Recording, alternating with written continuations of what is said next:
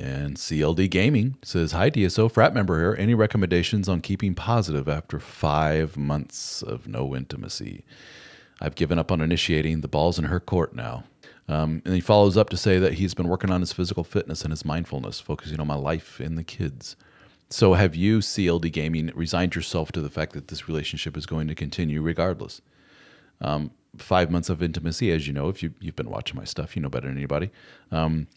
A long-term sexual, what's the word I'm looking for? Drought. A sexless marriage for a long period of time, and that's up for debate on what exactly is a long period of time. Everyone has their own definition of that.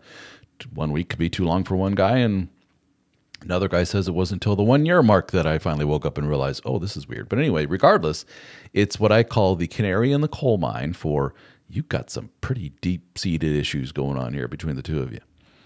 One or both of you have some issues that are throwing a grenade in the room of this relationship, and you're waking up to the fact like, oh, this is no good.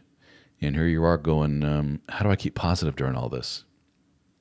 Should you keep positive during all this? What does keeping positive mean exactly? Does it mean looking the other way? Does it mean ignoring the giant elephant in the room? Does it mean recognizing like, wow, this is really broken. We're really, as a couple, just really, this is no bueno. This sucks. And I've done my part in trying to reach out to her. I've done my part trying to mend, the broken bridge between the two of us for whatever reason. A lot of resentments, personal baggage that one or both of you bring to the table, whatever, has caused this rift between the two of you. And you're doing your part to try and mend that. And she's just sitting there with her arms crossed saying, buzz off, buzz off, buzz off. And you're like, well, and I see you've done what a lot of men do in this position. I've given up. Ball's in her court now. Dude, we both know nothing's going to happen. She has shown you. Do you suddenly expect her tomorrow just to go, you know what? After 5 months of nothing, I finally realized you're a catch, dude. Sorry, I don't know what I was thinking. You're an awesome husband. Let's get it on. Probably not going to happen. She's probably going to be like, oh, good, he's left me alone. Whew, that's one less thing to worry about. I'm inferring a lot. I'm assuming a lot. But that's what I've seen typically in these kind of preoccupied, anxious guy, avoidant woman. That may very well be your dynamic in your relationship. Don't know, but that's what I hear more often than not. And more often than not, when the guy backs off, let me preface this, sometimes it, quote, works. Sometimes it's like, oh, good, he's not such a anxious-y, hang-on, clingy guy. Now I have room to breathe emotionally here, which allows me to come more to center, which I'm a better behaving person after that. That happens. But that's not the majority that I've seen. The majority of the time what I've seen is that oh, good, he left me alone. Now I can stop pretending to like him in that way. Now I don't have to feel pressured. Now we can go back to being this roommate situation. Kind of sucks if you're the healthy sexual human being, emotional human being rather. Not good. So trying not to pout and having the, quote, non-healthy talk. So have you had the old healthy sit down with her? Just say, we both know what's going on here. What do you say, wife? You want to join me on fixing this? Let's both get some help with this. Have you had that discussion with her? And if so, was she receptive to it? And if not, what more do you need, dude?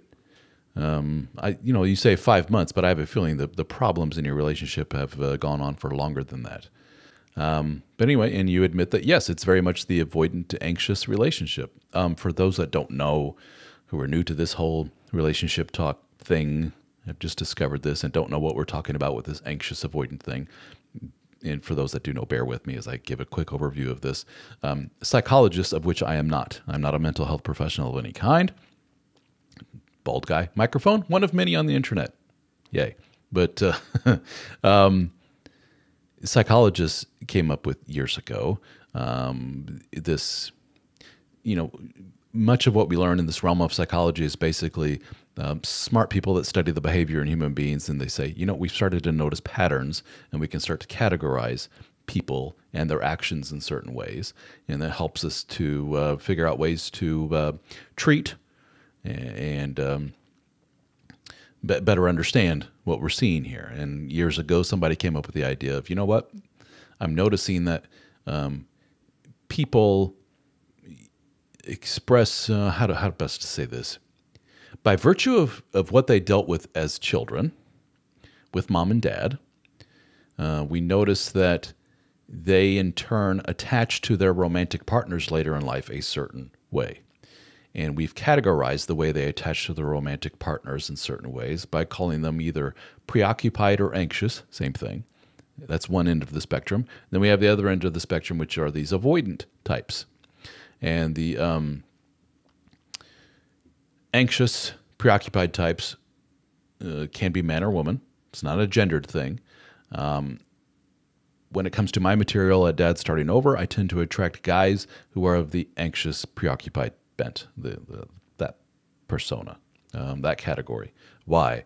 Because it's the anxious, preoccupied people that tend to seek out information on how to fix a relationship. They're the ones that are looking at the YouTube videos, listening to the podcast, downloading or buying the books, downloading or buying the courses, signing up for the boot camps, joining the private men's groups, and so forth. They just want to fix this situation. It's broken. They recognize it's broken. They're not about to sit back and just say, oh, well, and move on with their life. No, they're going to fix this, damn it. That's typically your anxious, preoccupied kind of mindset. While the avoidant is basically of the mindset of, oh, dear God, can we just please stop talking about this? It's always something with you. It's always, let's talk about this, let's talk about that, let's listen to this podcast. I just want to live, damn it. I just want to exist like normal people. Do we have to always talk about this stuff? They have a point. The preoccupied, anxious person has a point too, because they're over there saying, yeah, if I didn't bring this up, we would have zero attachment to each other at all. We would just be two separate people living under the same roof. We don't touch. We don't talk. We certainly don't have sex. We don't have any of this good, normal, secure people stuff. Anxious guy just wants a nice, secure relationship. Avoidant, from what I've seen, I don't mean to demonize the avoidant type people. By the way, the avoidant types tend to be men more so than women, but not always, obviously. They both have their point, so to speak. They both have their point of reference, their perspective on all this, and there's validity to both, but they both need to come more to center, to what we call the secure. And when it comes to working on a relationship, the anxious person tends to win the trophy for the person who wants to work the most. They're ready to like whatever. They got their journal out, they're at their marriage counselor with the pen and paper literally and writing stuff down as the counselor saying, what's my homework, Mr. Counselor? What do I need to do before our meeting next week? While the avoidant person's just like, they can't wait to get out of here. And like, God. And then here comes the anxious person at the end to go, I can't wait to work on this stuff that the counselor told me. And the anxious or the avoidant's like, oh God, yeah, yeah, I can't wait. And they don't do their homework. And that's a very typical scenario. It's from the anxious point of view, there's not much to work with there.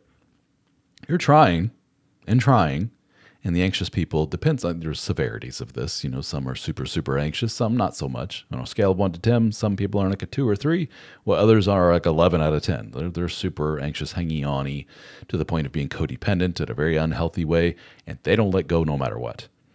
And ironically, it's not unheard of for the avoidant types to be involved in extramarital affairs, for example. They go in elsewhere for the love and affection, which makes no sense to the anxious person, but not unheard of. And sometimes Mr. or Miss Anxious will discover that, wow, the person that I've been with who's so resistant to any kind of love and affection is screwing around. So instead of taking the message and saying, I guess it's time to move on, Mr. or Miss Codependent often says, I'm just going to double down on my efforts. This just shows that I've really failed as a partner. I've driven them to that. I got to hang around and keep working on this. They don't get the message. And I'm hoping CLD Gaming, that is not you, and that's not necessarily your situation, but not unheard of. CLD Gaming says, your explanation sounds so accurate for me. Even my 19-year-old son is seeing that dynamic in his parents' marriage, and he called me out on it on the weekend. It's so interesting that a young man can see it. My friend, writing is more than on the wall. There's, they say writing's on the wall. That means like it's subtly, it's up there. You just got to look. Not only is the writing on the wall, somebody is sitting there with a megaphone in your face, yelling at you repeatedly, your own son, saying, Dad, I love you, but this is effed up, man. What keeps you around, brother? Even your own son is saying this is effed up. Your 19-year-old son, basically an adult, young adult, is saying, Dad, this is messed up. He called you out on it. Boy loves you. He's worried about you. He doesn't want to see dad going through that, or maybe even mom going through that. Maybe just sees that you're both wildly incompatible in that way. Again, I'm not pushing for divorce. I'm not pro-divorce. I'm not anti-marriage by any stretch of the imagination. With these scenarios, not to doubt anything that you're saying, CLD Gaming, but we're only hearing one side of the story. And I have learned over the years, occasionally I will hear both sides. That's pretty rare, but there have been in the past where I'll hear from man, and then woman will come along saying, I understand that you've spoken to John. I'm wife in said situation. I wanted to give you my perspective on this. And it always, in the few instances that I've had of this, totally changes the picture of the situation. I go, oh, yeah, he didn't mention that little thing. He didn't mention there was a secretary that he screwed around with 10 years ago. That kind of changes the dynamic here quite a bit. He didn't mention his gambling problem. He didn't mention all these sources of resentment and why the wife has split from him emotionally and physically, et cetera, et cetera. So maybe there's more going on here. Don't know. Maybe not. A lot of the time, it's just a very sex-averse, intimacy-averse wife, very, very avoidant, with a guy who has a lot of needs.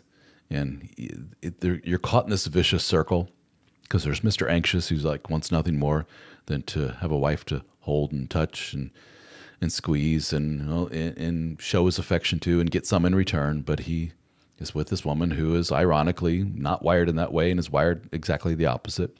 So he goes without, which builds this need, which builds this desire, which causes her to be even more repulsed. And they're just caught in this vicious circle, and it doesn't go anywhere.